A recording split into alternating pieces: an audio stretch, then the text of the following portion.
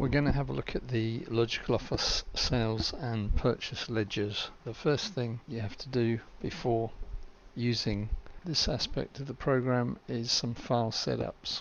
Primary file setup is going to be in company properties under the financial tab, where you will need to set the current period. This is in the format year, month, 2016-07 July 2016. And when you get to the end of the month and you start a new month, you will manually need to change this period to 2016-08 for August. If you continue to post transactions in, they will be logged in the same period even if the date is August, and that will compromise your management reporting. So make sure you get the period code right, and make sure that at the month end, at the appropriate time, you change the period code upwards. Other fields that you will need to update include the last invoice credit number. This will be the one that you used last in your previous system, and Logical Office will begin the sequence onwards from this number. Same with purchase ledger transactions, which are slightly less important, and if you're doing sales quotations you can also use a sequence number. But for the sales ledger, it's mainly last invoice credit number and purchase number for the purchase ledger. Once you've done that, you're in good shape. You will also set your base currency, and it defaults to pound sterling, but if you're working any other currency as your local, then set that to your base currency. And those are the main things you need to do on the company record. In terms of file maintenance, there's quite a bit more to do though. We need to use file maintenance and financial tab, and there are 6 things we want to look at here: the terms code, currencies, tax rates, sales, purchase and bank analysis codes. These are nominal ledger setup codes in accounting speak. Terms code, fairly obvious, 30 days, 14 days and so on. You can set a description, the days until the invoice is due, and you can have the permutations of when it becomes due, but most people are going to be sticking with a number of days since the date of the invoice. Some people stick to the number of days following the end of month, and basically you can set up as many terms codes as you like. We can give you a bit more detail on those, but they're pretty straightforward. In addition to terms code, the other ones that you want to set up are the currencies. If you're doing any euros or US dollars, you can put them in here. You will get an exchange rate here that will obviously change frequently, and this is useful for when management reports are produced. It needs to convert to a base currency, otherwise you'll get a mixture of currencies in one report. But all invoices are held in their currency, so if you're invoicing in euros and you look at a customer account, you will see a balance in euros. When you consolidate for reports, you'll need them to be converted to the base currency. So, if you want it to be really accurate, you can change this frequently, but it's more or less to give you better management information. Another file that you will need to look at is the tax rates for VAT in the UK, standard rate of 20%. It's as simple as that. We have a code, a rate and a description, and if you've got other codes elsewhere you can set them up, so fairly straightforward. In addition to that, you will be setting up your sales analysis. So for any invoices you raised, if you want to analyze the invoices into nominal headings, then you set them up with a description and a nominal code. We use the sales analysis headings for analyzing invoices, but also invoice lines, so detail lines for an invoice, because you may raise an invoice that contains both consultancy services and some other kind of service. So one invoice will contain both sets of codes. But an invoice itself, the overall invoice, can only be analysed under one heading. And you will use this sales analysis headings maintenance for all sales nominal codes, regardless whether they're just for invoices or whether they're for invoice detail lines, i.e. products. And that's pretty straightforward. So let's just close that one. The next one in that set of files is the purchases. It's the opposite thing. What are you spending your money on? Gas, electricity, and so on, with the nominal code. Pretty straightforward.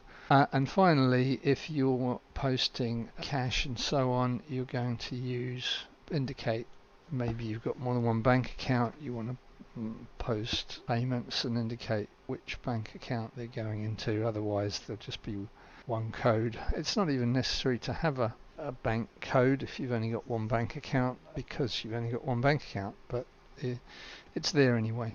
When you've done those, you may also wish to use sundry file maintenance to set up your products. By products, these can be services or products, and for each one you can have a name of the product, the description, the type of product, service or narrative just a description line, and so on, and basically set it up with the standard default price for that product or service, standard default VAT rate, standard default analysis stroke nominal code. And I won't change that, but you've got all sorts here. You also have a manual line in here that don't really need to touch that one. That's just a system requirement that we have a manual line in there. And when you're invoicing, you can actually put in manually entered lines or use the products and services that you've already set up. And those are the main things you need to do to get the system setup done. Of course, you will have to set up templates, which will include things like a sales invoice template, a credit note template, a statement template, both for emails and letters. Now we have standards for those that you can modify instead of starting from scratch, and we recommend you use the standards. I'm not going to cover templates in this session because that's covered elsewhere, but to speed things up, have templates for everything that you need to do. And we're going to see how easy it is to actually raise invoices now and make cash postings and find out what's going on. What I'll do is I'll actually create a new client, which might make it easy because then they won't have any history, and etc. etc. When you've set up a new client, whether it be an individual or a corporate, click on the financial tab, indicate the terms code for that client, indicate the currency if it's different, default currency, indicate the default tax rate and the default analysis code, which you can override at time of invoicing. And then you're more or less ready to go. When we want to raise an invoice, and over on the right hand side you'll notice we haven't got any financial information, so no transactions at all. There are two ways of raising an invoice, either from a template or using the plus button under financial. If you need an invoice that you're going to send to the client, then you will always use a template and create some history. You will select the template either from your library or from your recents. You do get a preview of the template just before you click it. I double click them. You don't have to, you can use the tab selection at the top. That takes you to this screen. Now this screen enables you to use preset services. You can, from a drop down, when you start you won't have any preset services and you'll have to manually add them. So what you might do here is choose preparation of payroll. It's a bit unlikely because this would be an individual, more likely to be self-assessment, so we'll delete that one and we'll add a self-assessment job, £250. If this was a standard one you were going to do over and over, then you would type self-assessment in here and you wouldn't then have to do this next time, and then you would add a standard. Now I've already got one, so I don't have to do that because I've done it before. And all that does is it will load up this with the default value. The default value can be changed at the time of invoicing to whatever figure is appropriate for this particular invoice. You can also change the analysis code for the invoice. On this self-assessment product line, there will be a nominal code as well. It's basically possible to add manual lines, which means you can put in any kind of unique service, visiting to discuss future plans with regard to new business. Let's make something up. So you can type a whole history in there. Let's call that one consultancy so we can analyze it. Invoice Level. We've done some consultancy and we're going to charge them £400 for that. Now we've got an invoice for £850 plus VAT. We simply have to complete by hitting the save button.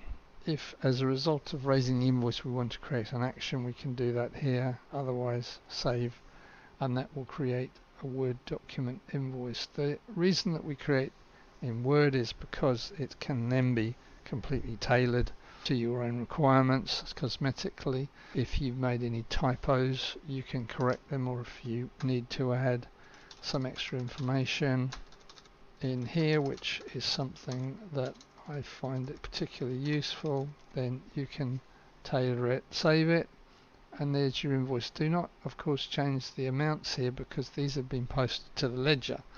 The ledger transaction is now here for £850 plus VAT. If you change the amount on the invoice, that will lead to great confusion. So don't ever change the amount here. If you do get it wrong, simply issue a credit note and then re-invoice, which is very easy to do. We'll cover that later. Now that you've got the invoice, you may wish to post that off direct to the client, and all you do is click on the mail button and choose the invoice attached template. That's about it. Hit the save button and you'll be able to now send your PDF copy of the invoice. It's as simple as that. I'm not going to send that one out because that person doesn't exist. I will just save it. Now we now have a ledger here showing that we're owed £1,020. If you want to send a statement of account out, then simply choose statement of account email in this case, the save button, and you will be presented with statement of account. Simple as that, which you can send off. I'm not going to send that one. I'll just save it and leave it on file. If the client is good enough to pay their invoice, then all you do is hit the plus button under financial, select payment, indicate the payment type, indicate the invoice you want to pay, and hit Pay Invoices and the save button. You'll see the invoice disappear with the payment. By clicking all, it will show you the invoice and the payment. We don't typically show paid invoices. We're mainly interested in the unpaid ones, but we can show the whole history just by clicking the all button. And if necessary, and you have a very large account which you need to reconcile, you can export this into Excel and do a complete analysis of all the transactions just for that one customer. If you want to raise a ledger entry without an invoice, such as a credit note, to cancel some mistake, then I will show you how to do it here. Let's put in an invoice services rendered of £120. You'll notice that I put the total in and it worked out the net, or you could put the net in and it will work out the total. And I'll just post that invoice in, and now we can see we've got an unpaid invoice, £120. If we really wanted to credit that, we would go in here, select credit, indicate the invoice we want to credit, and credit the invoices followed by the save key, and you'll see we've got rid of that one, but they're all there in the background. Credit notes show up in red, payments show up in blue. If you want to part pay an invoice, let me just create another invoice here for £240, and we'll save that to the file.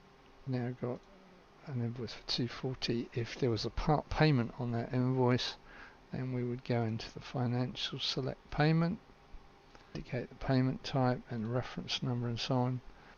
Again, we should be allocating payments to a bank account. We don't need to if we've only got one bank account. And we've received a payment of, let's say, £80 for some reason, and we want to allocate it to that transaction. So we'll basically pay invoices, save, and you'll now see that we've got a balance of 160 against 240 being the outstanding on that invoice. So it's quite easy and quick to enter credit notes and payments through the system. I'm just going to complete those invoices, tidy them up. It shows that they're being dealt with and gets rid of them from being bold in the history. If I want to see how I'm doing in terms of reports, I can list my financial transactions just by hitting the list button here, and I get a full list. This is currency driven, so if I'm using more than one currency, I clearly want to filter it because totals would be meaningless if they're in different currencies. So you filter here and you get your currency totals, and then you can list your euros and get your euro totals, which obviously makes more sense doing it that way. You have filters as well if you don't want to see, let's go back to pound sterling, if you don't want to see the payments, you just filter payments out, and if you don't even want to see the credits, you can filter out the credits. It's quite handy for searching. You can filter on all your columns, you can sort the columns, and even filter on a particular customer if you want to, but there's going to be a lot of names to potentially deal with in here. But if I just wanted to see Jones & Co, then there's my Jones & Co, and let's go back to all transactions for Jones & Co. There we are. It's worthwhile remembering that you've got to filter on these reports, otherwise things can get a bit confusing. The transaction listing can be exported directly into Excel with or without a nominal analysis breakdown. That is clients. If I slip to suppliers and I list, this is now invoices that are being sent to us instead of us sending out, and that is quite valuable information, and that also can be exported to Excel. Now, to get an age debt report from the system pretty quickly, it's just a matter of choosing age debt report.